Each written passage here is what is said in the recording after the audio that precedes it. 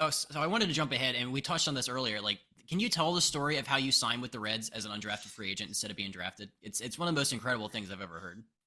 Yeah. Like you want the full thing? You want Yeah. the all right. So yeah, so my red shirt sophomore year, that year, like I was saying, I had a good fall. Um, and so when scouts come to fall scrimmages and stuff, they get a roster printout, right? And they get everyone on that field, their jersey number, so they know who they're looking at and stuff like that. Um, on that printout roster, I guess it had me listed as a sophomore, just a straight up sophomore.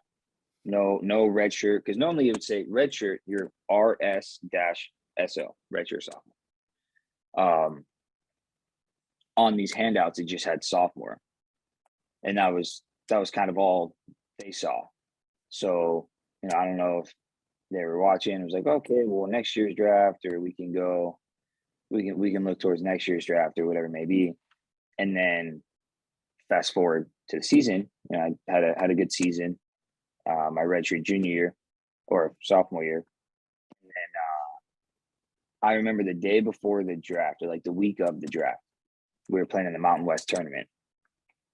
I get a phone call, and it was the Rays area scout, who I had seen for 3 years already. Like he was around our fall scrimmages a lot, at our games a lot. The Rays drafted a lot of Nevada guys, QB Myers, Miles Mastrobuoni, Justin Bridgman. Like they drafted a lot of Nevada guys. So he calls me and he's like, "Hey, we're thinking about drafting you this week in the draft. What would you say?" And I told him on the phone. I said, "Oh man, that would be awesome, but like I'm not draft eligible." And on the phone, and he goes, "Yeah, no, this is your third year in Nevada, right?" I was like, "Yeah, well, I'm a junior, but technically baseball wise, I'm a redshirt sophomore." And he's like, "Well, that doesn't matter. Like as long as you've been in Nevada for 3 years, you're draft eligible." And so that was news to me the week of the draft. This whole year I'd gone about it like I wasn't even, because I wasn't 21.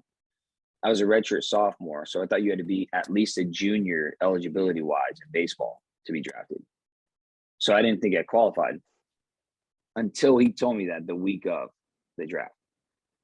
And so I ended up, I told him, "Hey, I appreciate it. Thank you for making me aware, but that's just really sudden, and I don't even have an agent. I didn't even talk to my parents about being drafted. I was planning on going to the Northwoods, just playing summer ball. That was it." So I told him like, "Thank you, but no thanks. I'll wait till next year." Um, fast forward to the Northwoods. I'm in the Northwoods for like 2 weeks, and I get invited to Team USA, the collegiate national team. Because my coach, TJ Bruce, had connections with the college national coach at that time, Coach Horton from Oregon. They had like ties from before. So he kind of just asked him as like a favor, "Hey, just for exposure, can you bring him to the tryouts? Not even like to make the team, just to be at the tryouts for a week in LA." So I got invited to the tryouts, and then ended up doing well there, and impressed the staff there, and actually earned a spot on the team, with the collegiate national team, and started every game for them in left field, um, during that 1 month stretch where we played. But that 1 week at the tryouts, every team and their scouts were there looking at the guys for next year's draft. And I don't know how it came about. I don't know what was said, but at that time it was kind of found out that I could have been drafted and that I'm draft eligible.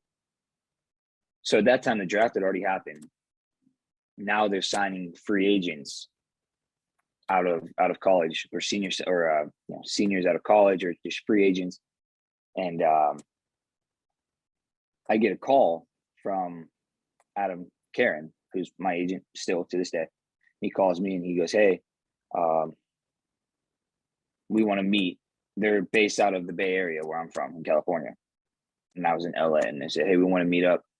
So they fly down to LA, and we kind of meet up, and I told him like, "Hey, yeah, like that'd be awesome. I'd love for you guys to represent me."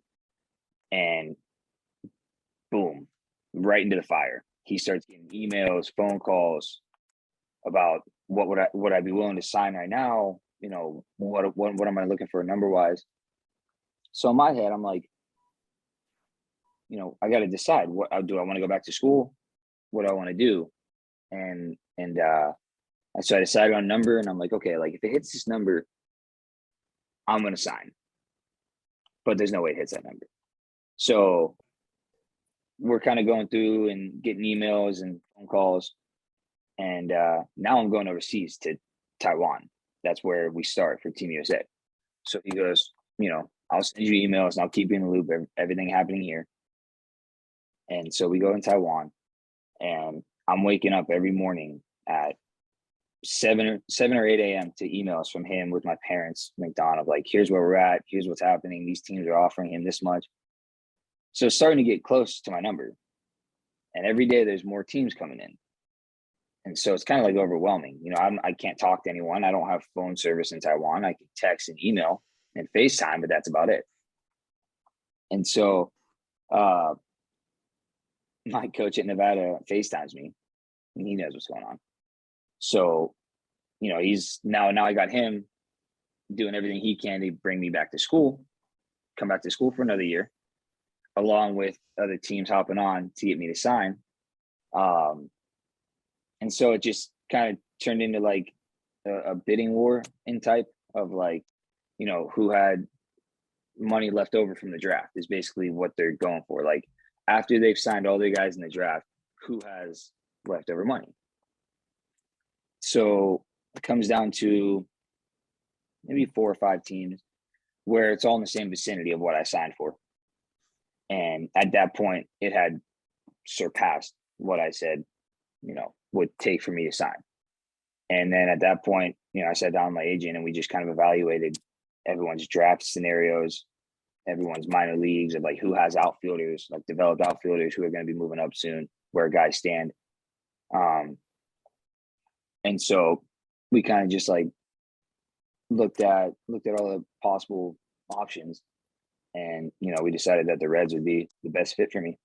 How big of a difference was that for you? Because, you know, a couple years prior to that, we talked about how, you know, you could have gone the JUCO route. The colleges weren't really that interested in you. And then just a few years later, your phone's blowing up and teams are like clamoring to get at you. Was that weird for you? Oh, it was wild. It was wild. You know, my freshman year of college, I barely made the team, and I had 16 at bats and 18 appearances as a pinch runner. And then come back my sophomore year, and I was redshirted.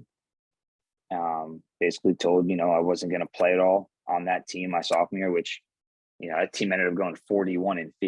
Like, it was insane. That team was incredible. So, like, you know, I was glad I redshirted to save a year of eligibility, but it's always tough hearing like, hey man, you're not gonna play much. You know, these guys are gonna play in front of you. So that was tough. And then next year, a year later, you know, I'm having these conversations with these teams of possibly signing as a free agent and then going right to play pro ball. You know, I go Taiwan to Japan to Cuba, and then, okay, now you go back home. We'll give you a week to go pack your things up in Nevada, and then we want you in Billings, Montana on August 4th. So, I mean, it happened quick, but, you know, it was